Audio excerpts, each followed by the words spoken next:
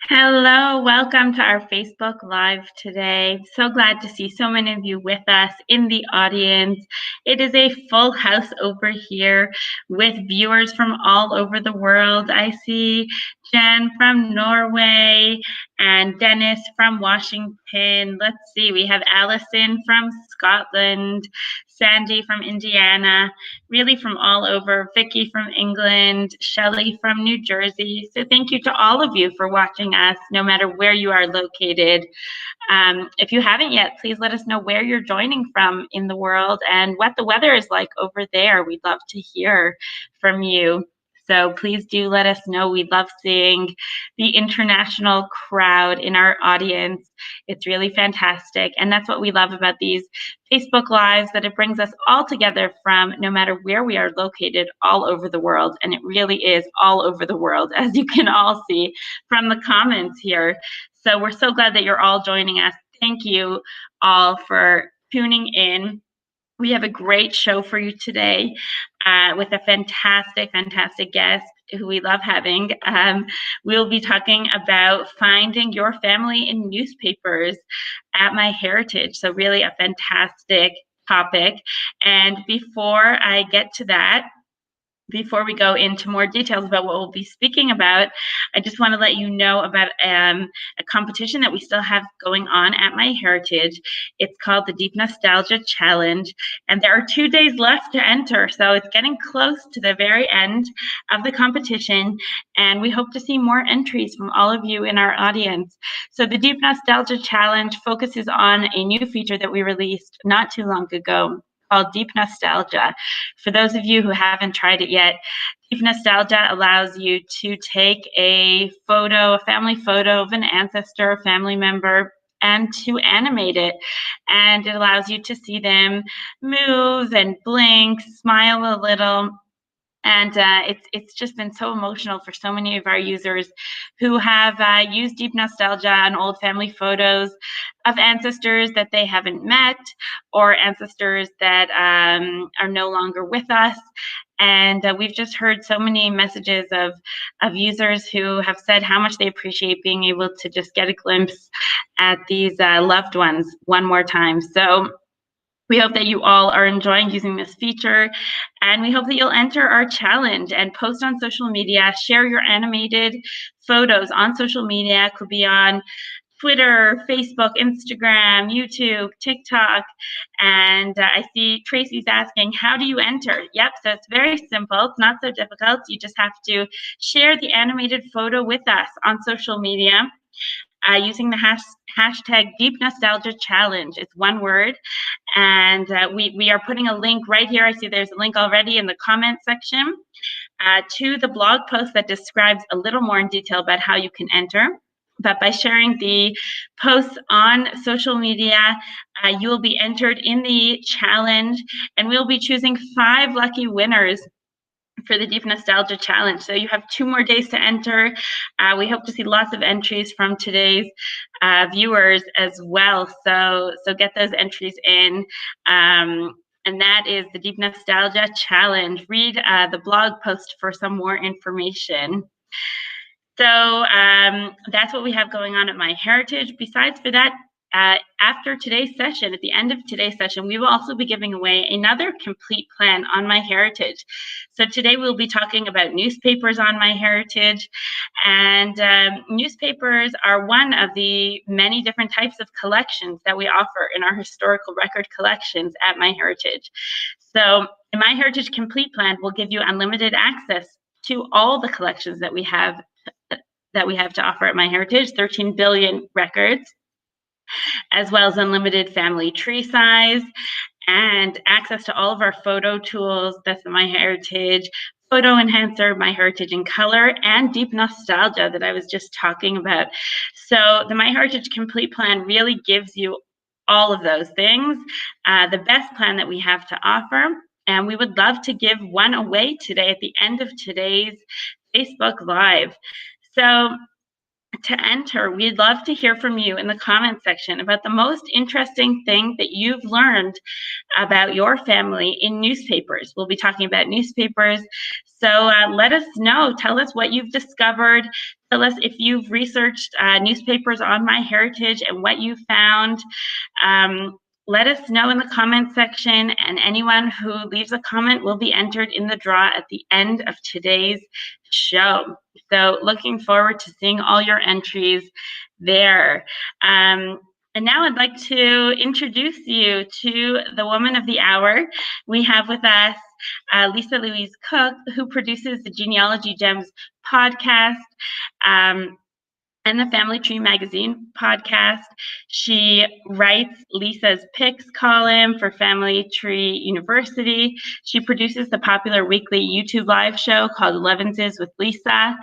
And as she likes to say, she spends every waking minute on genealogy, which I definitely believe to be true. So without further ado, here's Lisa. Hello, Lisa. Hi, wonderful to see you and wonderful to see everybody. Wow, chat is already so busy, isn't it? Yes, lots and lots of viewers here joining us today. So lovely to see. Well, it's wonderful to be here. You're absolutely right. I don't think I get any sleep, but what could be better than staying up all night and doing old newspapers? And they're some of the most exciting records. So I'm really excited to share how to find them at MyHeritage today. Thank you so much for joining us. We are so excited. I know this is a very, very hot topic at MyHeritage. A lot of discussion around newspapers and just so many interesting things that you can find. So we're really looking forward to this. Fabulous. Well, I am going to share my screen and let's jump into it and find what we can find. There it is. Okay, good? Great. Let me just put it up here. Okay. Oh, we don't see it. We see a bit of a blank screen right now. Yeah, let's try this again. How about that? Did I hit the right button? Let's see. Let's give it one more. Here, how about you try sharing again and let's see if that works. Okay, let me go back. Yeah, we gotta love it. It's all live, right? So let me see. Here we go. Let's try one more time. Ta-da! Oh, I don't see it. No? Oh. Gotta love technology. There's always always one of these one of these problems as we get going, but we normally get it right after a few tries. I'm going to go back to sharing and I'm going to get the live screen on PowerPoint. I clicked share again. Perfect. Now I see it. All right. Hey, it only gets better from here, right? Oh, we are good to go. We're good to go. Awesome. Well, it was worth the wait, my friends, because we're going to talk about old newspapers and strategies for finding them over at MyHeritage. As Esther said, I do the 11s is with Lisa show every week. It's live on YouTube, and then we have a video replay. So if you enjoy today, I hope you'll join me over there for that. And definitely, genealogy keeps me very busy. And I guess maybe one of the reasons they asked me to talk on this topic is because one of my favorites, and I wrote a book about it. So the book is called How to Find Your Family History in Newspapers. It's available on my website, and it is an ebook. I'm also very much into search, and I want to give you some of my best search strategies. And my other popular book is The Genealogist Google Toolbox, which of course is all about search. Today, we're going to be focusing that search at MyHeritage. And the goal here is, although we love the records, we love the names and the dates and the places, we want to bring it into story. And newspapers bring story to your family history like really, I think no other record group can. So that's what we're going to do, is try to build and kind of flesh out the stories of your ancestors. So what are you going to find when you go to MyHeritage and start looking for newspapers? Well, it's almost what are you not going to find, right? Because you're going to find newspaper articles, and perhaps sometimes alongside of those articles, you're going to find photographs. There could be drawings, illustrations, depends on the time frame. But you can see right here just some of the ones I've collected over the years. We were very fortunate to find some old photos that were associated with the articles themselves. So that's just a bonus. And we're going to find things like the social news. So while we get lots of facts and data out of genealogical records, generally speaking, now we're going to get kind of what's going on in their lives, who they're hanging out with, what they're doing, what events they're going to, all this social news, which I think brings a lot of interest to the story. We're also going to be finding information about where they went to school, what they did when they were in school. What were your ancestors working at for their occupation? Did they have any debts? What was their financial situation? What kinds of things are going on personally in their lives that might be resulting in a public notice in newspapers? It may not be a full-fledged article, but there are oftentimes legal reasons why your ancestors' activities needed to be posted in the newspapers. And so that might be legal notices, things like a divorce or a probate settlement, those types of things. So be thinking about what kind of activities perhaps you've been researching with other records that you need to go find that posting in the newspaper about that activity. There's also classifieds and advertising. And while at first glance that may not seem all that genealogical, it can be very much so. If your ancestor perhaps owned a store or a business, they would have been advertising about that business. I know when I research my husband's great-grandfather back in Winthrop, Minnesota, he had a big lumber and hardware store. And there were decades of old newspaper advertisements that he ran. And it was really interesting because it not only shows the evolution of his business, but it also really kind of showed you the evolution of the kinds of products that your ancestors were using. So advertising can even tell you something about just what daily life looked like, what kind of things they used in their homes that were for sale, or services that were being offered that aren't even something that we think about today. It really helps tell that story. And of course, birth, marriage, and death information. I know my great-grandparents lived in San Francisco during the great San Francisco earthquake of 1906, and the courthouse took a huge hit. I mean, they lost all the records at that time. My grandfather was born just prior to the earthquake, so it was essential to be able to find birth information. And the place to turn was newspapers. So those locations where you're saying, oh no, these records have been lost, the courthouse has been burned down during that time, the newspaper is a wonderful option to go and find that information that we thought was previously lost. And of course, just articles about the events that affected their lives. If your ancestors lived through something like the Great San Francisco earthquake or the Johnstown flood or even minor events, to understand kind of what they went through and maybe then how that would have affected their family, you can use newspapers to really research that event to gain a far better understanding.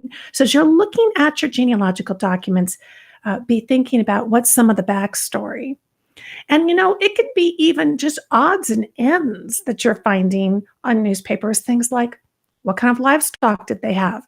Did they own cows or horses or sheep? What type? What were they specializing in? Were they selling them? And we talked about debts. You can find some very specific information. This debt notice is back from 1828. So while you might think, oh, I don't have much on an ancestor in that time frame, that newspaper might really open up a whole new world of research for you. So that's just some of the things. As you can see clearly, it's not just obituaries anymore, is it? Historic newspapers have so much more to offer. So let's talk specifically about the newspapers over at MyHeritage, because they're a rich collection and they're easy to find. So first and foremost, where to look? Which newspaper should I be looking at? As we know, thousands and thousands of newspapers have come and gone over the decades and the centuries. that can make it really challenging when it comes to figuring out what paper should I be looking at. I mean, we can just do a name search, but sometimes just searching for a name of an ancestor is kind of challenging. They have a very common name, perhaps. So what we want to do is think about the context in which we're researching, and that's really about the place and it's about the time, right? And so, what towns were they living in? You could just grab a piece of paper, make a little note, make a list of the towns where you know that your ancestor lived, and then perhaps put that on a timeline to correlate along with what time frame are we talking about. But also get yourself a map because sometimes the town newspaper really isn't going to be the best source for newspaper articles about your ancestors. Sometimes it's the neighboring town. You know, the town just 10 miles down the road may have had a much larger newspaper. Or perhaps your ancestors' newspaper was just published on a weekly basis, but the town nearby was on a daily basis. They had more room to cover more stories. And certainly, you know, they're not going to just report about their own town. So make that list of the neighboring towns and then figure out here in the United States, what was the county seat at the time that your ancestors lived there? And it's the same thing in other areas of the world. You want to look at those jurisdictions. So is there a district, a county? What is the primary location of that? Where would you have gone? And here in the US, if I was researching for one town, I'm going to try and figure out what the county seat was at that time. And that county newspaper might be reporting on events that the local paper is not. And a perfect example of this is as I was looking through my own genealogical documents and I was trying to think about what haven't I really looked in the newspaper for? I was looking at my great-grandfather's naturalization paperwork. And so he had a declaration of intent, and then later he became a citizen. Well, when he became a citizen in the 1940s, I looked in the local newspaper to see if I could find any articles, and there was nothing about it. But the truth is that event was really a county-wide event. So he went to the county seat to take his oath of allegiance to the country and to sign his final paperwork. So it would make sense that looking at the county seat newspaper was really the best place to go. And indeed, I did find an article and a photograph of all the people who became citizens on that day, including my great-grandfather. So it's kind of exciting to take a document that perhaps you've had in your collection for a long time and be able then to go double it up by going over to newspapers and finding the reporting on that event. And also be thinking about out-of-area newspapers. Where did they live before they lived where you're currently researching? It's very possible that information about what's going on in their current location is getting reported back to the place where they used to live, or perhaps reported back to where all their close relatives came from. If the town where they lived knew, oh, well, he came back from Wisconsin in Milwaukee, you know, we'll want to go ahead and alert that newspaper. They might want to run this story. So be thinking about that because sometimes these articles pop up in places where the person didn't actually live. So now we have our list and we know kind of the locations and the time frame. There are really two key ways to approach your newspaper research at MyHeritage. And I want to show you how to specifically jump into just the newspapers because there's such a wide variety of wonderful resources. But we're going to come up here on the website to research in the menu. And I'm going to click on newspapers. So they have this divided out and we can go directly to just the newspaper collection. So this is super handy to go straight to the source. You're going to see in our list here, there's a lot of newspapers, but be sure and click the Show All link. So that's going to open this up and really give you a chance to browse through and see how vast this collection is and just start to give you a sense of what you can find. Sometimes I'll be looking through here and I'm looking for, my California ancestors. And then I happen to notice as I kind of just do a real quick glance through the list, there's another paper they have, and I have ancestors from that place. That's going to be next on my research list. So it's great just to keep yourself oriented to what's available because they are always adding to it. So that's your first approach. We're going to go into research and go straight to newspapers. But I'm such a big advocate of the card catalog. The collection catalog is dividing up all of these collections into sections, and it has its own unique interface. So let's go there. We're going to go from research to collection catalog. So now we're seeing groupings, and newspapers again is one of those groupings. I encourage you to go this route just because it also keeps you kind of up to date on what's available in other collections and how many collections there are. And as you can see, this is worldwide. So they've got Europe, they've got the USA, they've got other different countries around the world. So this is not just for US, that's for sure. And you can refine by years here as well. And that's kind of handy. You can pick a century that you want to research in. Look up here. We're currently in number of records. That's our view. But we can change that too. So you can see right now we're looking at 14, almost 15 million records in newspapers.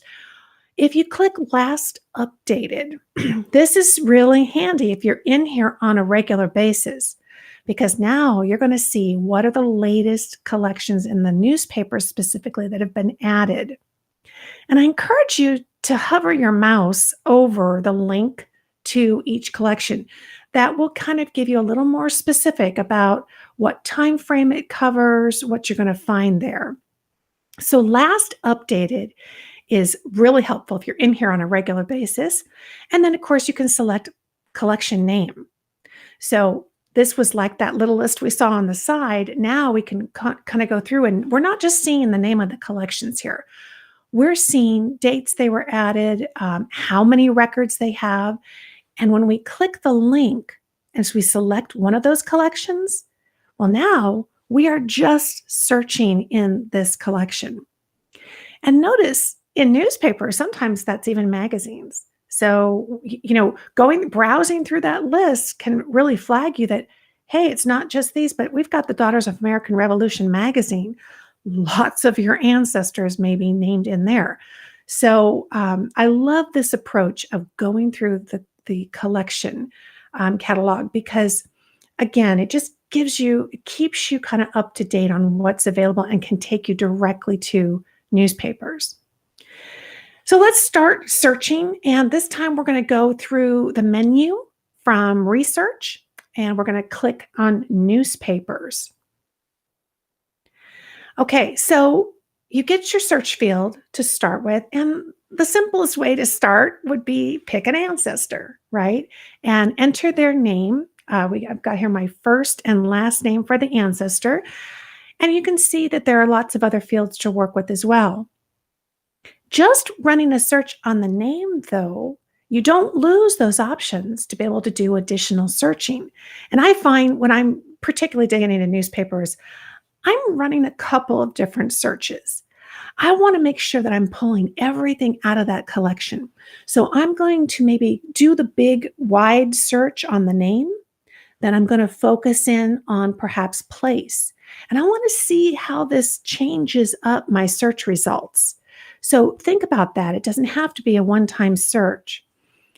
When you run something simple like a name search, you're going to see at the top, and I love this new option they have in our search fields. Underneath the basic fields, we've also got details. So we've got a button here. We could click for publication place.